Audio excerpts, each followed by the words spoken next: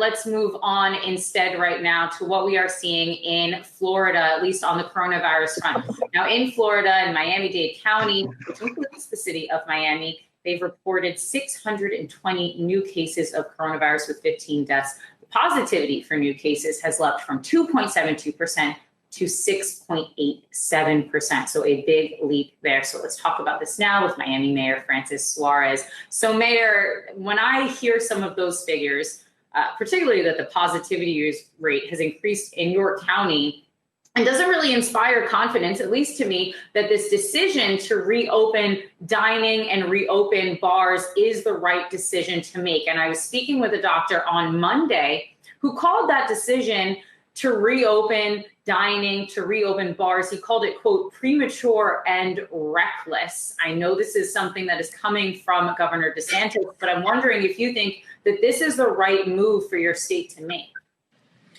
You know, I spoke about this yesterday, and, you know, we were on a task force call with Dr. Birx, Fauci, Redfield, and Adams, who are normally on the call. And Dr. Birx, who heads the task force, said she was deeply concerned, were her words, about this decision. We had a very methodical plan. We were lifting mitigation factors slowly, and then waiting a couple of weeks to see if that increase in mitigation or release of mitigations was increasing the number of cases. That strategy had brought us, that in conjunction with our mask in public rule, which is, you know, right now in sort of in limbo, if you will, brought us from a high point of 3,500 new cases a day down to a level where our last 7-day average was in the low 400s, so almost a 90% reduction. So the strategy was working. And this, the governor's executive order does a few things, but one of the things that it does that honestly for me is difficult is that it takes away our ability to do some of the things that we were doing that were successful. And I've expressed that to the governor. I've expressed that publicly, because I think one of the things that he was doing well before, frankly, aside from his accessibility, was the fact that he was allowing us in different cities to do what we thought we needed to do and impose the rules that we thought we needed to do. With this executive order, which came very late on a Friday and was a little bit confusing, it took away that right for us to do that. So to that point, I know that this is taking away your right to essentially make some regulations, extra regulations, as you might see fit within your city. But obviously lives are at stake here. I'm wondering if you would at all defy that order from the governor if you start to see in Miami those case counts start to surge and spike again. You know, I hope it doesn't come to that.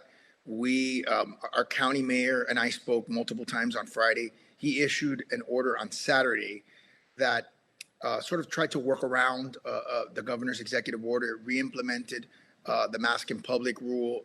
It just postponed the collection of fines until after the emergency was over.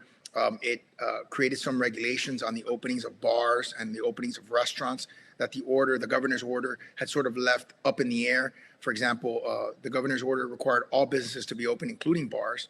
And so there wasn't any regulations that came along with that. So we had to implement some regulations. So we're hoping, again, that we were able to make the very best situation out of a complicated and sort of nebulous order that we received on Friday. And we're hoping that stems us from being in a situation where some of the images that we saw this weekend don't inspire a lot of confidence.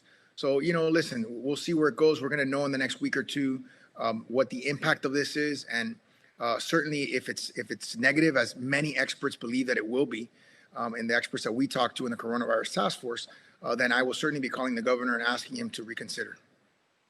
If he doesn't reconsider, and I don't want to keep pushing on this point, but if he doesn't reconsider, would you at all say, listen, Miami is going to have to go a different route and a different path, because your primary concern would be to the residents of the city of Miami and trying to keep them safe? Yeah, the problem is that if he doesn't reconsider, then we don't really have an enforcement mechanism. So let's say, for example, masks in public. If he didn't reconsider that, then whatever tickets we would issue would be meaningless, because anyone would just be able not to have to pay them. The same thing with a closure of a business. If we closed a business for violating one of our rules and the governor's order allowed it to stay open, then we wouldn't have a meaningful mechanism to enforce that closure. So it really, because they can sue us and they can basically prevent us from doing that. So it really requires, and one of the things that we've talked about with all the experts throughout this entire pandemic, is it requires coordination. It requires collaboration. And so that's what I'm going to strive for. And I'm going to hope, look, you always hope for the best, right? You hope that the doomsday scenario that many experts are predicting doesn't happen. If it does happen, I'll be right there, vociferously requesting help. So we talk a lot, and you seem to be hinting at it quite a bit, about the politicization of this virus. This is something that we hear from the doctors and the public health officials that we've talked to just on this show. I'm wondering if you are also similarly feeling that strain, if you feel as if the politicization around this pandemic has perhaps tied your hands behind your back as the mayor and preventing you from doing what you think might be best for your city. Well, listen, there's no doubt that this order tied our hands. It opened up businesses that we were not ready to open, and it prevented us from using enforcement mechanisms like fining people for not wearing a mask in public that we were relying on. I hope and pray that it wasn't a political decision. I spoke to the governor. He didn't give me any indication that it was. He simply relies on a different set of experts that have a different view of where we are in terms of this virus. One that's not shared by the experts that I consult with, and it's not shared, frankly, by the experts in the coronavirus task force. So, I think there's certainly a difference of opinion. I really, really hope and pray that it's not a political decision, because if it is, I don't think it's a good political decision. I want to ask you now about stimulus. The negotiations have continued to stall, although we do have some optimism that a deal might be forthcoming. Now, I know Governor DeSantis applied for that unemployment enhancement that was from the president through that executive order, that $300 unemployment boost, applied for that benefit behind a few other states, which have actually already run out of benefits. I'm wondering how much the city of Miami and its residents really need economic relief right now. I can't even state how much. We went from a situation where we had a surplus in our budget year, current budget year, to a deficit. It was a $45 million delta. In our incoming budget year, it's a $33 million deficit. So from a governmental perspective, we're looking at the possibility of having to lay off police officers and firefighters if we're not able to get concessions from our labor partners.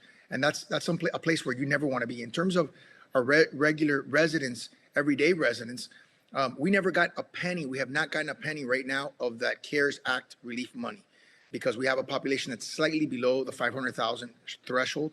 And that's one of the reasons why the League of Cities and the U.S. Conference of Mayors have bound together a bipartisan group of mayors asking the federal government first to allow us to use CARES Act money for revenue shortfalls or deficits. And secondly, to make sure that money waterfalls down, that it comes down and gets to our cities. We lost out on $80 million that we should have gotten, simply because our population is slightly less. I think it's like 480 to a 500,000 threshold. So, and many cities got left out. I think there was only 35 cities that actually got direct payments. So very few, only one city in Florida. I want to ask you as the last question, while I still have some more time with you, Mayor. I was in Miami back in May. I saw all the beaches. It was not a great time to be in Miami, I will say. My first time visiting, and all of the beaches were closed, all of the bars, all of the restaurants. Now, I've been talking with restaurant owners up here in New York, and they are worried about their ability to continue to hang on, particularly with winter coming. And I know that Miami obviously has much better luck when it comes to weather than we do here in New York. But at least from business owners, are you hearing from them that they are concerned, that they are worried that they might not be able to hang on much longer? Or are restaurant owners cheering this decision to reopen dining in the city, in the state? I think restaurant owners, the ones that I've talked to, they were making do with, we had a 50%, we allowed for indoor dining up to a 50% threshold, and we had found ways to expand outdoor dining. So one of the things we did was we allowed the use of parking spaces to increase the number of tables. So we were very creative and very flexible, so we can get people closer to that 100% occupancy rate. I think where restaurants are now concerned is they see that if the kind of behavior that we saw over this weekend continues, and we have a mass spread, another wave, that could jeopardize all the progress that we've made, it could jeopardize our entire economy. And so I think that's the real fear that I've heard from restaurant owners is we don't want to go backwards. We feel like we were progressing slowly but surely, getting better and better and better. And now there's a possibility that if things spike quickly, that we could go backwards. All right. Well, thank you so much for joining us today, Mayor Francis Suarez. Hey investors, Zach Guzman here. Are you interested in learning more about the markets and getting the latest financial news? Well, then click right here to subscribe to our Yahoo Finance YouTube channel. Get the latest up-to-the-minute market analysis, big interviews in the world of finance, and information on how to manage your money every day wherever you are.